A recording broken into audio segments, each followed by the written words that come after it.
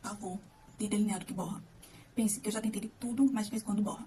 E aí, eu tava testando aqui algumas coisas e tal, e eu peguei o delineador líquido com um pincelzinho pra aplicar aqui. Aí eu vou mostrar pra vocês como vocês podem fazer, porque é super tranquilo, não precisa ter um pincel, vocês podem estar usando um cotonete. Aí eu vou mostrar pra vocês como é que faz. Pego o delineador, tiro o excesso. E passo só um pouquinho, pode ver que já tá aqui, ó. Aí eu passo um pouquinho aqui. Tá? Um tiquinho só. Deixa eu pegar o pincel e esfumar. Trazendo ele mais pra cá, ó.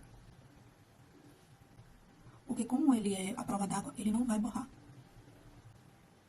Ó. Vou até fazer já um delineado aqui.